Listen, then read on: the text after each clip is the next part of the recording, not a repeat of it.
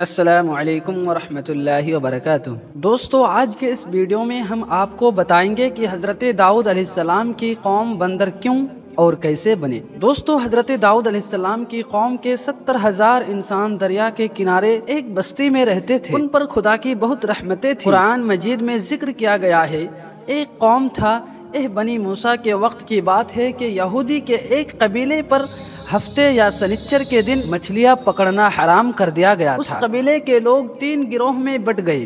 ایک وہ گروہ جو مچھلیاں پکڑتا تھا، دوسرا وہ گروہ جو مچھلیاں تو نہیں پکڑتا تھا لیکن پکڑنے والوں کو اس گناہ کے کام سے روکتا بھی نہیں تھا، اور تیسرا وہ گروہ جو مچھلیاں نہیں پکڑتا اور پکڑنے والوں کو اس کام سے روکنے کی کوشش بھی کرتا تھا۔ اور جب اس پر خدا کی رحمتیں برستی رہی تو وہ لوگ خدا سے غافل ہو گئے اور اپنی دنیا میں مگن ہو گئے۔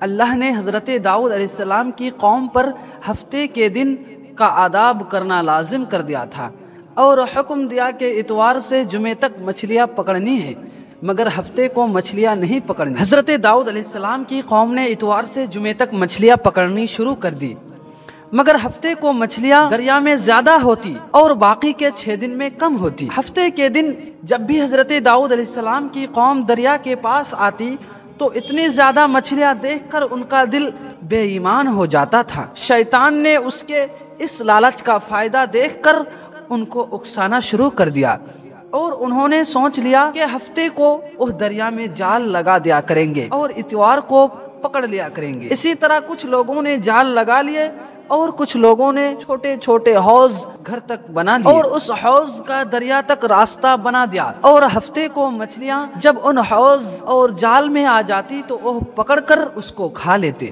اسی بستی میں اللہ کے کچھ نیک بندے بھی تھے اور انہوں نے کہا کہ تم لوگوں نے یہ جال جو بنا رکھے ہیں، ہفتے کو مچھلیاں جمع کرتے ہیں اور اتوار کو پکڑتے ہو، یہ شکار ہفتے کا ہی ہے، تم پر اللہ کا عذاب ہوگا، تم لوگ گناہ کرنے سے باز نہیں آئے۔ وہ لوگ ہنسنے لگے اور کہنے لگے، ہماری جو مرضی ہم وہ کریں گے۔ اس بستی میں 3 قسم کے گروہ تھے، ایک وہ جو اس گناہ کی شروعات کر چکے تھے، اور دوسرے وہ جو اس کی اصلاح کرتے تھے، اور تیسرے وہ جو اللہ سے ڈرتے تھے، جن کو اللہ کا خوف تھا۔ انہوں نے سوچ لیا تھا کہ ان کے ساتھ نہیں رہیں گے۔ انہوں نے بستی کے درمیان میں اینٹوں کے دیوار بنانا شروع کر دی اور اس بستی کو 2 حصوں میں تقسیم کر دیا۔ ایک طرف وہ لوگ تھے جن کو اللہ کا ڈر تھا، اور دوسری طرف وہ لوگ تھے جو اللہ سے ڈرتے نہیں تھے، اللہ سے خوف نہیں کھاتے تھے اور گناہ کرتے جا رہے تھے۔ اور رات ہی رات اللہ نے ان پر عذاب نازل کر دیا اور وہ بندر بن گئے۔ صبح جب اللہ کے نیک بندے سو کے اٹھے اور جب ان کو دیوار کے پار سے کوئی آواز نہیں ہوئی، نظر نہ آئی، تو انہوں نے دیواروں پر چڑھ کر دیکھا تو وہ سب کے سب بندر ہو گئے تھے۔